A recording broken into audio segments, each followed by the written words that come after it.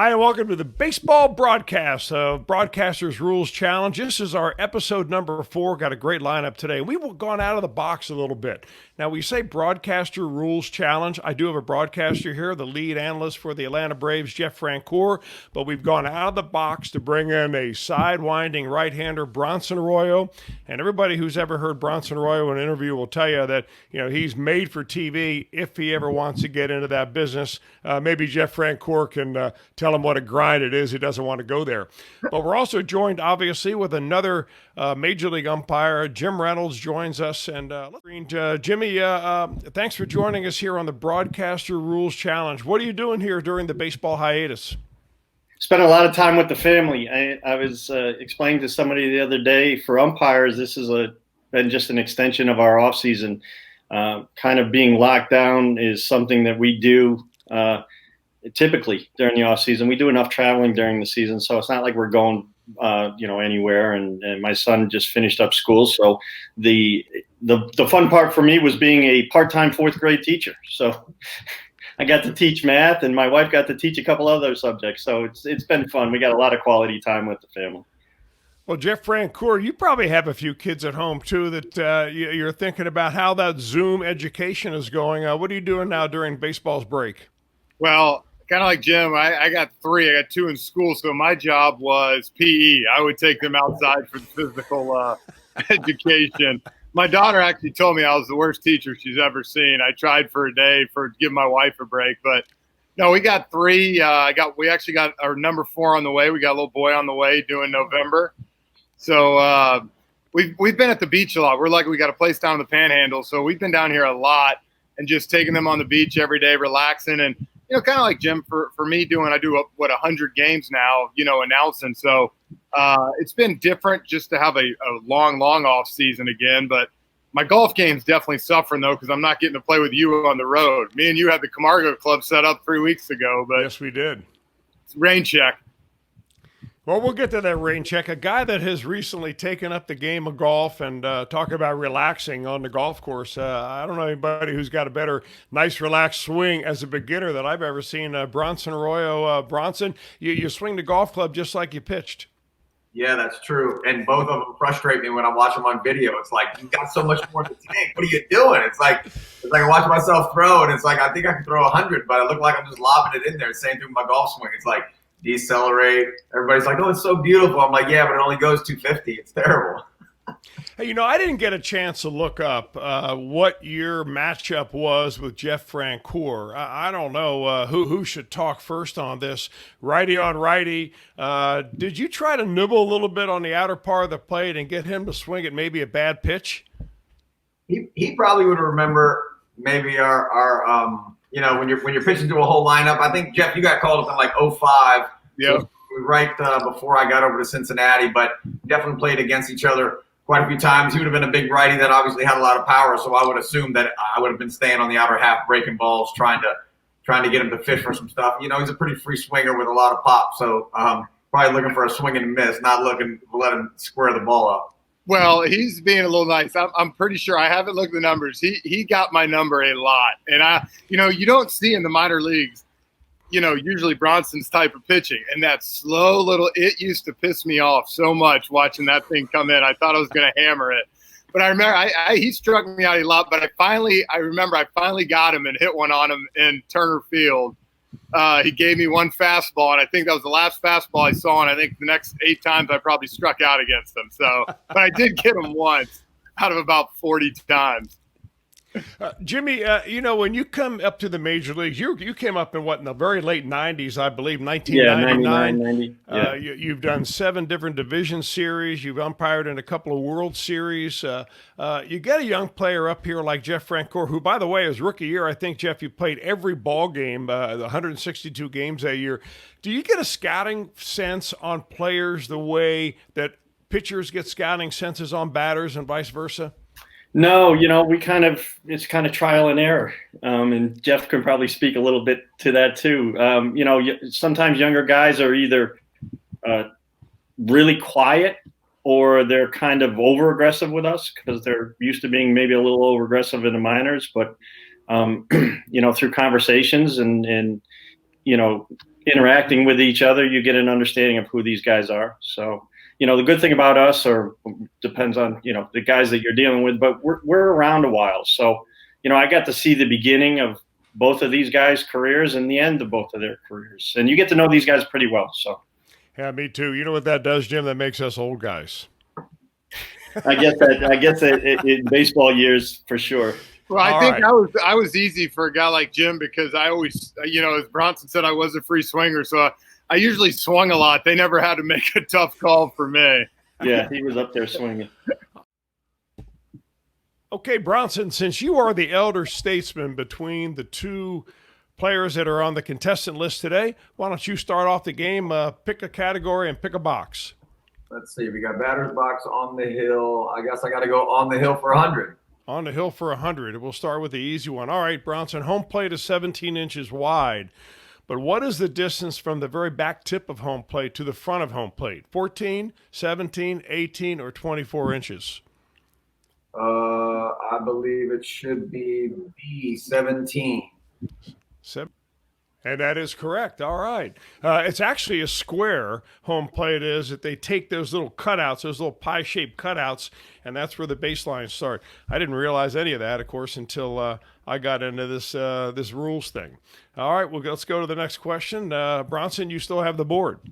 Oh, got it. So I guess I'm going to go. Oh, you took the wrong one off there. I'm on the hill. That one came off a batter's box for some reason. But let's do all this. Oh, that must have been a batter's box question. So let's go on the hill for 100. Oh, okay, on the hill. I got the wrong one, but here we'll get it right this time. The penalty for a pitcher called for illegally going to his mouth is A, a balk, all runners advance, and a ball is called for the hitter. It's an automatic warning. After 2 warnings, the pitcher is ejected. It's a ball on the batter or no penalty, but the umpire will warn the pitcher. Penalty for pitcher call for illegally going. Well, it's got to be, I'm going to say, ball called on the batter, C. Ball called on the batter. Correct. Man, you were off to a pretty good start. Better give Frenchie a chance to get on the board right here. Jeff, where are you going? I guess batter's box for 200. I got to try to catch up. Okay, batter's box for 200. For a pitch to be called a strike, the entire baseball must be over the edge of the plate. I'm going to say B, false. Okay. And that is correct. I'll never forget the old Doug Harvey story. Jimmy, maybe you remember this. We used to hear it from time to time all around, is that he had a young rookie player up there, and he called him out on strike 3 on a pitch that was right on the edge. And he looked at him and said, Mr. Harvey, are you sure that was a strike? He said, son, the red laces of the ball touched the black of the plate. And how do you argue with something like that, right? Jim, did you ever say anything like that? It reminds me of a story in Toronto. As we come out of our locker room, there's a hitting net there, and Alex Rodriguez was hitting some balls prior to the game starting. And John Hirschbeck was my crew chief, who's been on this show also. And John walks by him, he looks at Alex says hi, and John picks up the batting tee and moves it 3 inches outside on the plate. And John had a notorious big strike zone. And he said, hey, you might want to try to practice this one. He kept walking. Love that. I like it. All right, Frenchie, still yours. And I'll go uniform police 100. Uniform police for 100. All right, the rule book states that glass buttons are permitted for all players but pitchers. I'm going to say false. Okay. And you're correct on that. Actually, it does say in the rule book that glass, and I think shiny metal buttons are not permitted for anybody out there. I guess there's a distraction. I never saw that till I was going through the rule book. That's kind of a weird rule, isn't it, Jim? Yeah, it's all about distractions and not having to stop the game and re-sew buttons on 9 players. So I think that's probably the intent. All right, let's go back to Bronson. You've got the board. All right. Let's go baseline adventures for 1. Baseline adventures for 100. All right, the batter swings and misses at a pitch in the dirt for strike 3. He doesn't realize the ball got away from the catcher. He's disgusted and he walks towards the dugout. When should the umpire call him out? A, when he turns his back to home plate, B, when he leaves the dirt circle around home plate, or C, when he gets to the on-deck circle? I'm thinking this rule must have changed over the last few years, but maybe not. But I'm going to go with B. B? Is that was when he leaves the dirt circle? Yes. All right. And that is correct. Jim, that rule hasn't changed, has it? Yeah, they made a clarification here, and Bronson's right. About 3 or 4 years ago, they defined the dirt circle as the area in which guys are now out. Instead of relying on the term abandoning his effort, they're using the dirt circle to make it a more clear cut and so everybody understands. Unfortunately, I knew this one all too well, was swinging at the sliders in the dirt and realizing it got away. Yeah, all right. I felt like this was the AJ Przinsky thing, maybe in the playoffs. Where I felt like people were starting to talk about it when he went halfway to the dugout and tried to run to first. Yeah. Absolutely. Of course, it would be AJ too. Right. All right, Bronson, you're up again. Okay, let's go back to on the hill for 200. On the hill for 200. The batter hits a line drive off the pitching rubber, which bounces into foul territory in front of first base.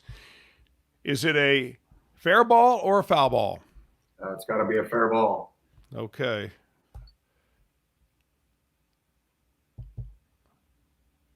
It's actually a foul ball. Wow. Yeah. Jimmy, tell us about that. Yeah, so we're treating the pitcher's plate just like a base or the ground, right? And so now we have a ball that strikes the ground but doesn't go past first base in fair territory. And so that's why it's a foul ball. Man, that would stink. Listen, you probably hit enough line drives off of pitchers to get your satisfaction out of that. Yeah, that's true. The funny part, the reason I'm laughing is because that's exactly, if I had to call that on Jeff, how he would turn to me. That stinks. All right, Frenchie, you're on the board. I'll go too close to call for 100. Too close to call for 100. A hooking line drive is hit down the first baseline. When it passes first base, it's over fair territory, but by the time it touches the ground in foul territory. Is this a foul ball or a fair ball? Foul ball. Foul ball. Correct. All right. That was an easy one. I'll tell you what, you guys are a little different than some of the other contestants we've had. We've had guys go right to like the 500 level, and then next thing you know, they're down 1,500 points. So I'm glad you're kind of taking it easy and working your way into it. You get one more, Jeff. I will go baseline adventures 200. Baseline adventures 200. If a batter receives a base on balls, touches first base, and then goes past the bag, he may be tagged out. Is that true or false?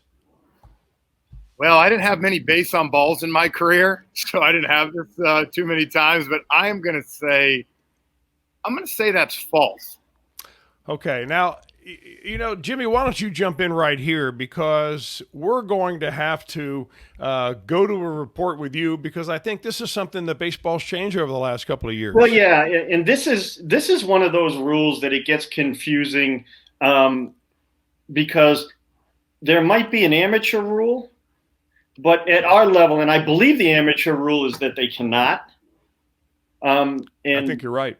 But at the professional level, certainly in the big leagues, they have the opportunity to overrun first base. It's no different than hitting a signal.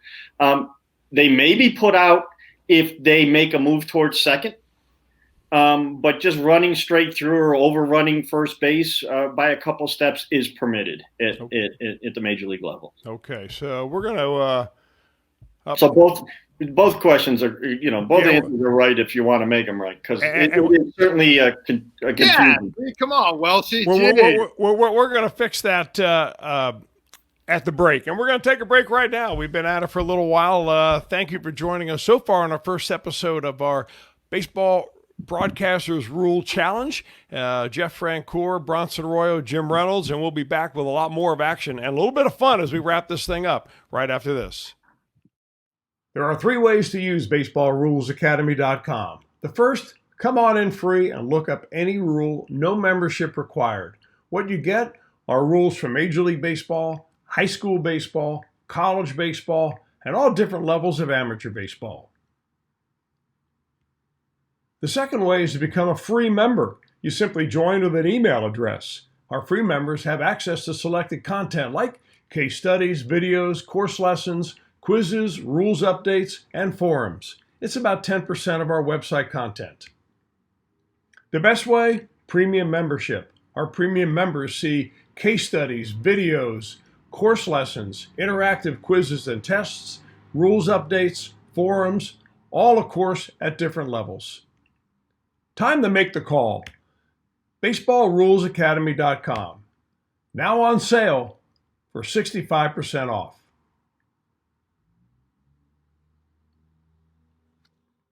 Welcome back to the Broadcaster Rules Challenge. We're on episode number 4 overall and joined today by Jeff Francoeur, Bronson Arroyo, Jimmy Reynolds, our umpire behind the plate, clarifying all the rules. We're in the second set now. We have a little technical problem with our game board, but we're going to pick it up where we think we left off.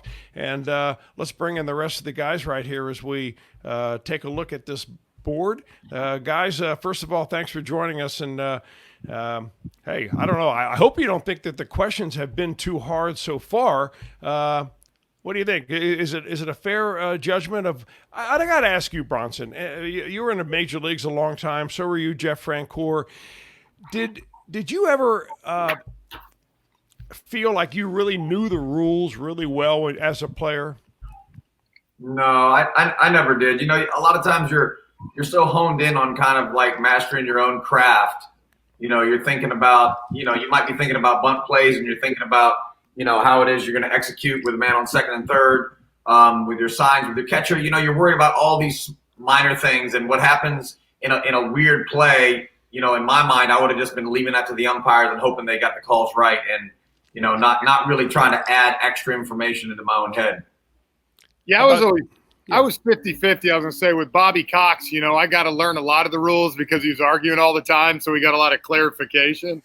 But no, the thing I give the umpires most credit, they have to know these rules in split seconds, quick. I mean, it's not like, a lot of times you get together, y'all do that every once in a while, but the idea that they know it right away, because people don't realize when you send these emails out to us, Welshie, and I read the rules, it's like, there's just new ones that keep coming and coming. It's quite amazing, actually. Yeah, Frenchie, it's interesting because when I went from the field to the broadcast booth, as a player, you thought you knew the rules, had a pretty good idea until the very first weird play that I didn't know the answer to, and all your viewers expect you to have the answer, and you can't look anything up in a rule book. So that's one of the reasons I started this whole thing, and I'm glad we're having some fun right here. I think, Jeff, is it your turn to take the board or Bronson's? I think Bronson will start us back. We have 300 and up. We can do that. Yeah, we're 300 and higher. Let's go with it. Bronson, you're on the board. All right, let's go. Too close to call. 300. All right. When a batter bunts the ball, then drops his bat in front of home plate, the ball spins, backs up, and then comes to rest against the bat. What's the call? Is it a foul ball, a fair ball, play on, fair ball, batter is out for interference, or is it a do-over? Ooh, this is a tough one. So he's bunting it down, it spins back, it hits his bat again. I'm going to say it's fair ball, play on. All right. Let's see if that's a correct answer. It is a fair ball, play on. Jim, there are circumstances where a batter can be called out for this, right? Yeah, first of all, Bronson, great job. And, this is something that really it takes a little bit of really putting your head to it. But the simplest way to remember this rule is ball into bat. So that's what this play describes, right? Bat's on the ground, ball comes to the bat. We've got to play on. The offensive player, the batter, didn't do anything. If you have bat into ball, where the ball's down on the ground and I put my bat on it by throwing it at it or dropping it on it, then we're going to kill it. So that's the easiest way to remember it. Ball into bat, we've got no problem. Bat into ball, we've got a problem. All right. Foul ball, though, the guy's not out. If the ball is fair, Jeffrey, we're going to call him out for interference. Gotcha. Yeah. Okay. All right. Good job, Bronson. You're up still. All right, so let's go. Let's try uniform police for 300. Uniform police for 300. All right. A batter has a long sliding glove sticking out of his back pocket. When a pitch in the dirt bounces up and makes contact with the sliding glove, the umpire should rule A, no hit by pitch since the sliding glove is not part of the uniform, or B, it is a hit by pitch because the sliding glove was in his pocket and is considered part of his uniform. I'm going to go with A, no hit by pitch since the sliding glove is not part of the uniform. All right. Actually, it is. Jimmy, this got to be a point of contention for a pitcher that sees these big things hanging out of his back pocket. Yeah, and it's becoming more and more of an issue, right, Chris? We've got a lot, it used to be one guy had an elbow protector. Now everybody's got one. One guy had and so it's been a personal point of mine to when it's egregious and it's really getting egregious, they're sticking way out. I try to have them remove it, but yes, the answer is it is a hit by pitch because it is anything that their batting gloves, sliding stuff, it's all part of their uniform. Now I know why Nomar Garciaparra had 6 pairs of batting gloves in his back pocket back in the day. They thought it was superstition, but it wasn't. He was looking for a free base. It's funny, though, because as a position player, you see the guys now at first with those big oven mitt gloves on and stuff sliding. I hate that. I really don't like that they're allowed to. There's too much going on. There's a lot going on. So I got a feeling in the next, the league is always very hesitant to create a rule in which dictates how you guys have to do your job. But if it gets any worse, I think we're going to see something official about not having that kind of stuff in your back pocket. And there are excuses to speed up the game, so we don't have to wait for somebody to bring it to somebody. But I think it's something that we're going to have to address here in the next year or two. Yeah. All right. Interesting. Frenchie, hey, we can take a quick time out. I think I can fix these scores. Do you remember what the scores were before we went to the first break? Oh, I was killing them. It was like 1,000 to 100. Yeah, I say, you try to get a guy telling. I got the first 2 100s and I had 2. Then Frenchie got a 200 and tied it up. Okay, so. And to be honest with you, I don't pay any attention to the score because I don't care who wins or loses. Me neither, but there are going to be people that are going to write me and they're going to be ripping me for not making this a fair call. All right. So, all right, Frenchie, you've got the board. Where do you want to go? I will go batter's box 300. Batter's box for 300. Questions getting progressively more difficult. Okay, runner on third base, a right-handed batter at the plate. The pitch is in the dirt and it gets away from the catcher. The batter waves the runner from third in, but he never leaves the batter's box. The catcher collides with the batter as he tries to apply a tag on that runner from third base who comes in and he beats the tag. What should the umpire do? What's the call? Batter's out for interference. The run stands. The batter interference. And he's out, and then the runner returns to third. No batter interference because he has the right to the batter's box, or batter interference, runner is out, and batter resumes the at-bat. Well, I feel like this could be one of those maybe different ones, too. If the guy's stealing third and I'm hitting, I don't necessarily have to get out of the way. I can stand there. I can't impede his throw, but I'm actually going to say C. No batter interference. He has a right to the batter's box. Okay, you're saying C, no batter interference. Yes. All right. Nah. And it actually is B, batter interference. I guess, Jim, there's a little twist to this rule. Because he leaves them?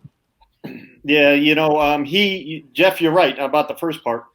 He has a right to be there and do his job. In the scenario that you said, the guy's stealing, and he has the opportunity to hit that pitch. So he has to be in the batter's box. Once the ball gets away, we expect, and the batter doesn't have the right to be in the batter's box anymore. So he has to get out of the way.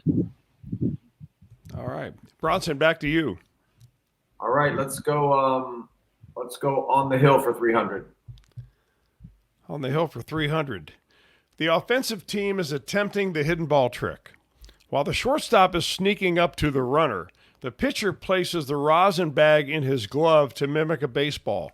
The umpire should A, do nothing, let the play continue, B, warn the base runner that the pitcher does not have the ball, C, kill the play and award the runner the next base, or D, kill the ball, return the ball to the pitcher, and start all over again?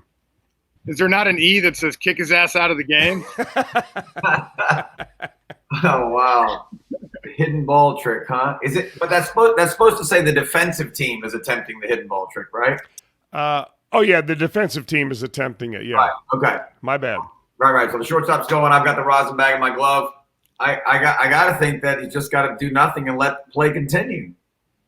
Okay. There are some things you can't do as a pitcher during the hidden ball trick, right, Jim? Yes, sir. That's certainly one of them.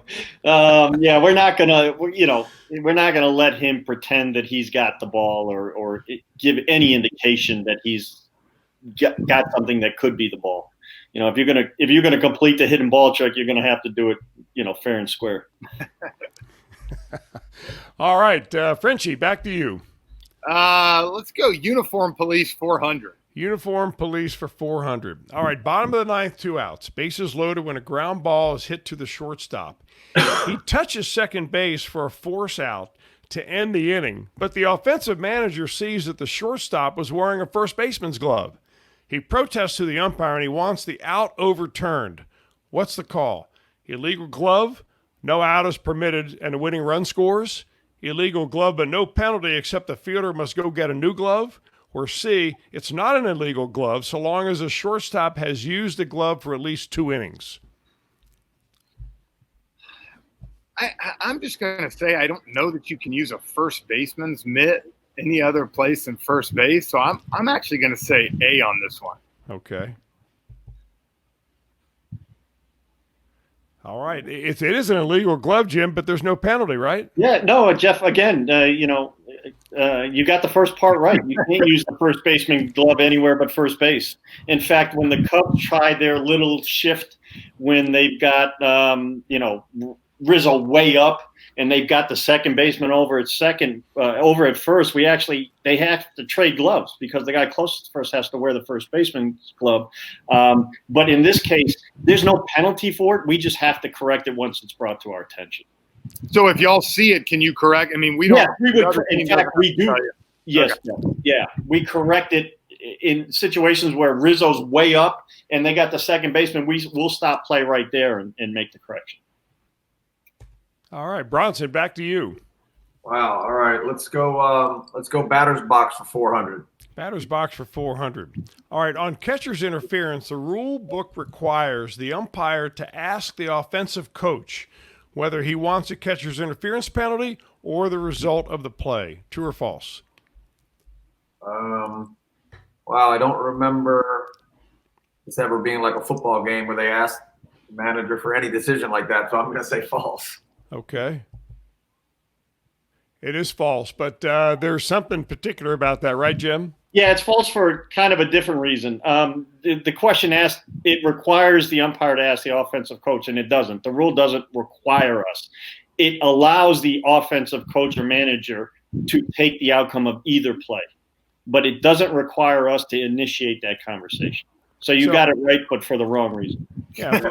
So, for instance, when you have catcher's interference, say you have the winning run at third base, and he hits a sacrifice fly to left field, but he hits a catcher's glove in the process, so it's catcher's interference. Normally, if you enforce the catcher's interference, the batter goes to first base, and the runner stays at third, right? Yeah. But in that case, he could opt to take the sacrifice fly and win the game. And in fact, we would enforce catcher's interference. So he would have to come out and undo it. We would not get to make that, that choice form. In fact, a situation like that where the winning run scores and everybody's jumping up and down, I would actually call time, award the runner first base, put the guy back, and then Freddie Gonzalez would say while they're jumping around, "We want to play," and then we'll score the runner. But yes. Yeah, good stuff right there. All right, Frenchie, I think you're the guy. I'll go on the hill for 400. Oh, no, wait a minute. Did Bronson, you get 2 in a row right there? Oh, he got that one wrong. Oh, okay. All right. Good enough. So you're going to go with well, he got it right for the wrong reason. Exactly, yeah. But that's still wrong.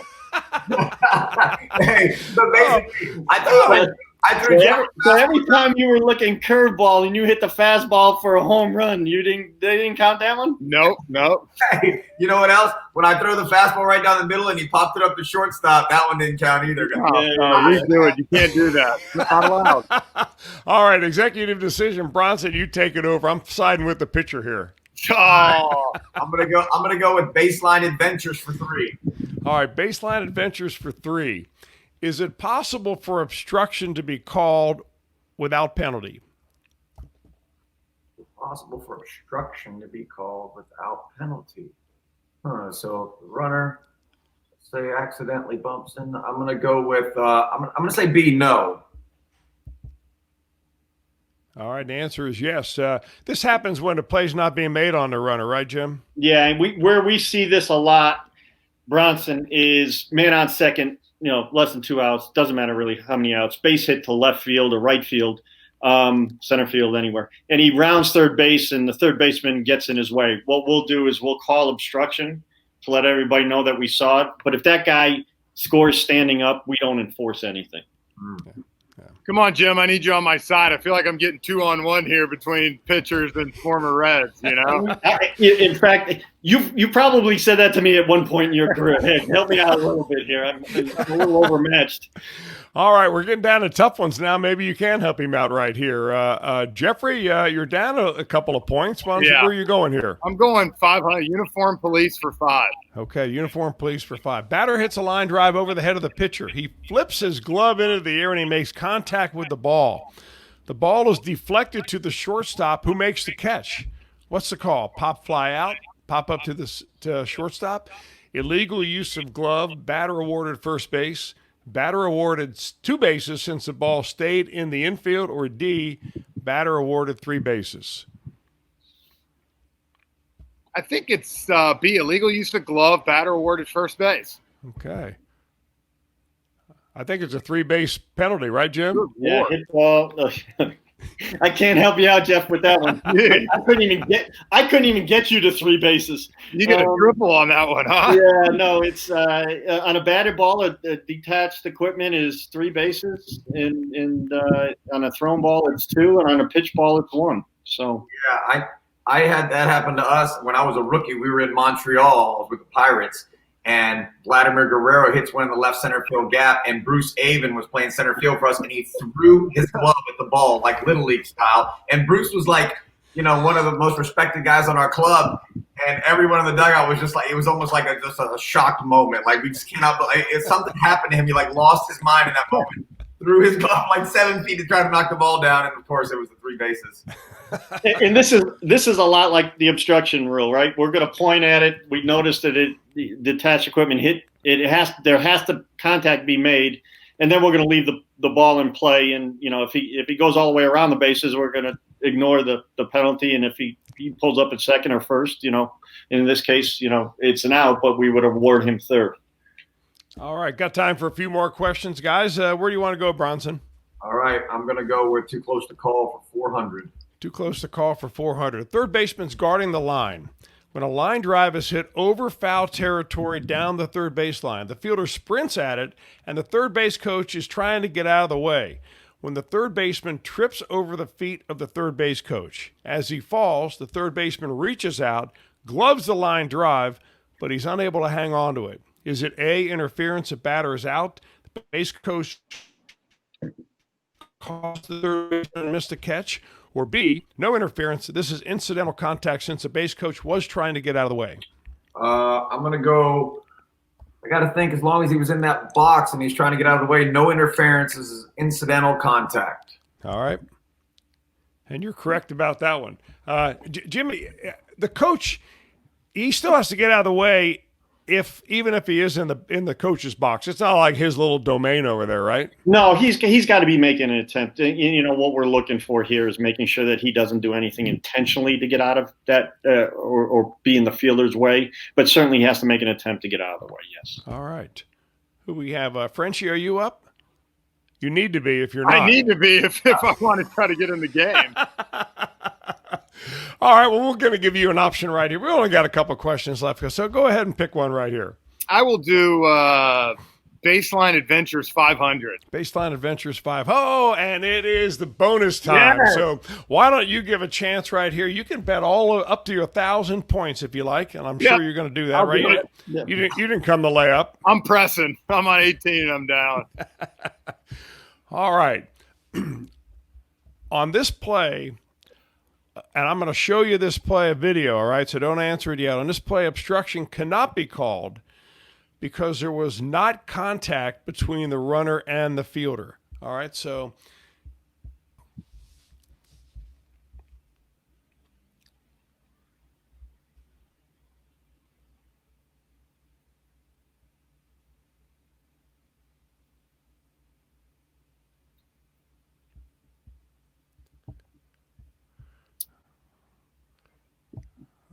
Man, oh God.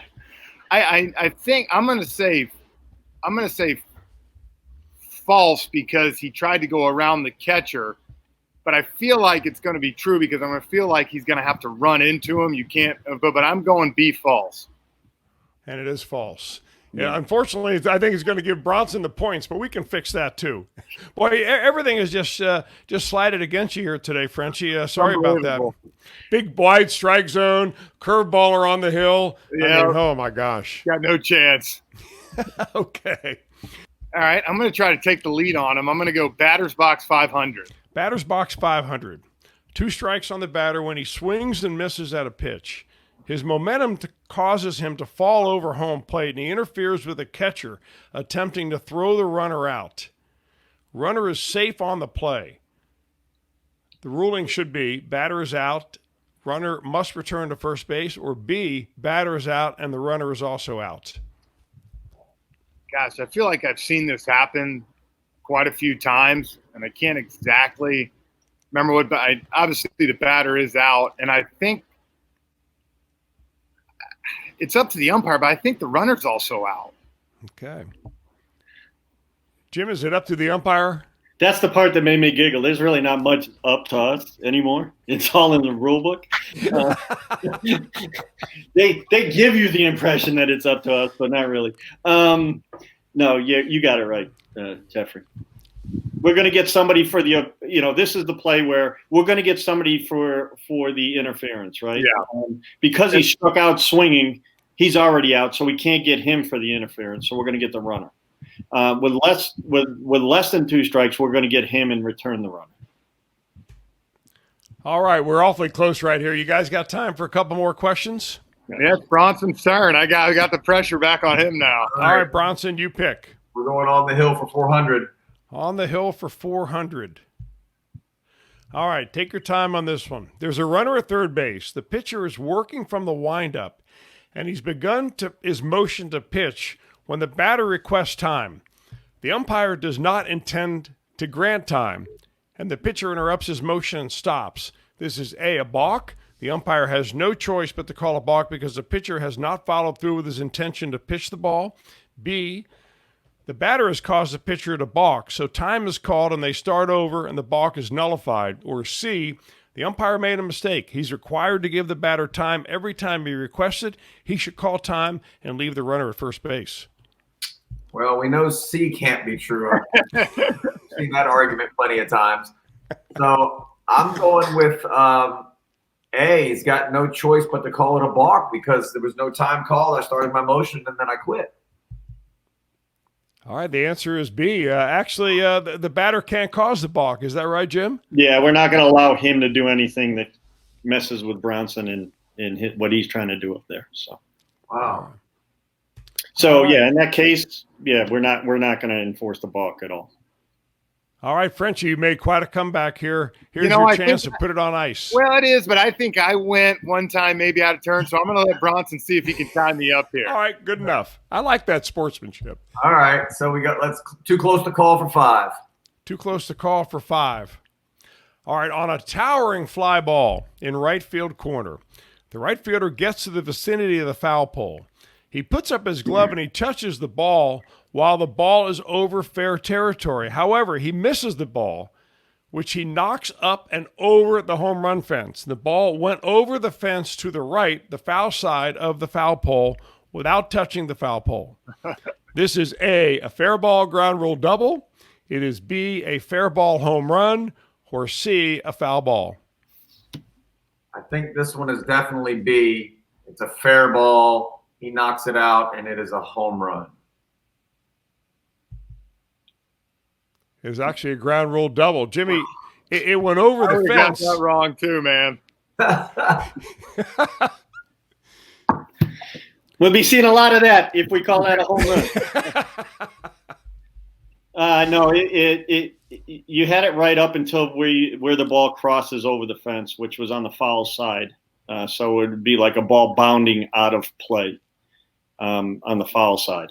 Wow. So if it had landed on the fair side or bounced over, hit his glove and gone over the fair side, then we've got a home run. But on the foul side of the pole, it never cleared the fence in fair territory. So I thought that was the Jose Canseco rule, but I guess it's not quite that wide. If it goes foul, it's a little different story. Jose couldn't get to the foul pole over there, I think, when he was running.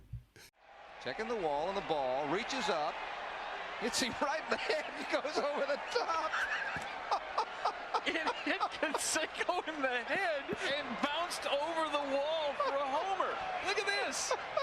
Boink. And it's out of here. No wonder David Hulse was laughing when he went over there. Jose, you've hit a lot of home runs. You did a lot of great things, but that unless he started that video will never get too old to watch. Every time you're in a bad mood, if you watch that, picks you right up. Hey, guys, and thank you for picking me up today, joining me on the Broadcaster Rules Challenge. Bronson Arroyo and Jeff Francoeur, Jimmy Reynolds. Had a great time today, I'll tell you what. And I thought you guys, going back to look at all the different contestants that we've had on here, we've got all broadcasters, a lot of former players, and you guys have done as well as just about anybody. You were very orderly the way you took the board also, instead of going right down to the 500 level questions.